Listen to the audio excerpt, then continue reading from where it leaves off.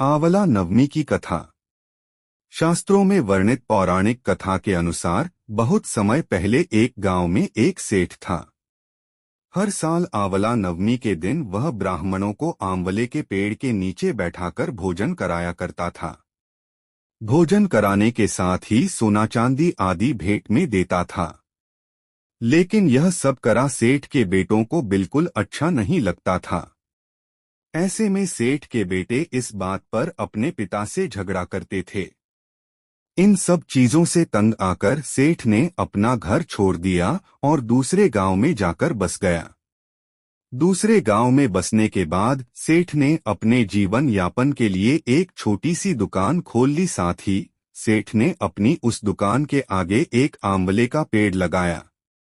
भगवान की कृपा से वह दुकान बहुत अच्छी चलने लगी। इसके अलावा वह सेठ अपने नियम को न तोड़ते हुए हर साल आंवला नवमी के दिन विधिवत पूजा करने के साथ ब्राह्मणों को भोजन कराता था और दान देता था। वहीं दूसरी ओर सेठ के बेटों का सारा व्यापार ठप हो गया। ऐसे में सेठ के बेटों को समझ आया कि वे अपने पिता के भाग्य से ही खाते और कमाते थे। अपनी गलती समझकर वे अपने पिता के पास गए और अपनी गलती की माफी मांगी।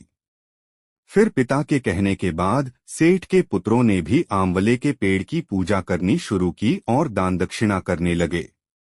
इसके प्रभाव से सेठ के बेटों के घर पहले की तरह खुशहाली छा गई और वे सभी फिर से मिलकर सुख समृद्धि के साथ रहने लगे।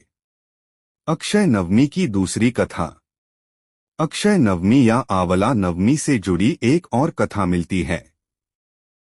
इस कथा के अनुसार एक समय धन की देवी मां लक्ष्मी पृथ्वी पर भ्रमण करने आईं। उस समय उन्होंने पृथ्वी पर देखा कि सभी लोग भगवान शिव और श्रीहरि विष्णु की आराधना कर रहे हैं। यह देख उनके मन में भी दोनों देवताओं की पूजा करने का ख्याल आया। लक्ष्मी जी ने सोचा कि आखिर दोनों देवों की पूजा एक साथ कैसे की जाए। लक्ष्मी जी इस सोच विचार में मग्न हो गईं। कुछ पल बीतने के बाद उन्हें एहसास हुआ कि धरती पर तो भगवान विष्णु और शिवजी को एक साथ केवल आंवले पेड़ के सन्मुख ही पूजा जा सकता है, क्योंकि सिर्फ आंवला में ही बेल और तुलसी दोनों के गुण मिलते हैं। इसके बाद लक्ष्मी जी ने आंवले के पेड़ के नीचे भगवान शिव और श्रीहरि विष्णु की भावपूर्ण पूजा की। देवी लक्ष्मी की भक्ति देख श्री हरि और शिव जी प्रकट हो गए। इसके बाद मां लक्ष्मी ने आंवला पेड़ के पास भोजन पकाया और दोनों देवों को भोजन कराया। ऐसा कहा जाता है कि तभी से हर साल कार्तिक माह के शुक्ल पक्ष की नवमी तिथि पर अक्षय नवमी मनाई जाती है। इस दिन भगवान विष्णु और देवों के देव महादेव की पूजा करने से जीवन में सुख और शांति की प्राप्ति होती है। इसके साथ ही पूजा का दोगुना फल मिलता है। आंवला नवमी के दिन आंवले के पेड़ की पूजा करने से सुख संपत्ति और आरोग्य की प्राप्ति होती है।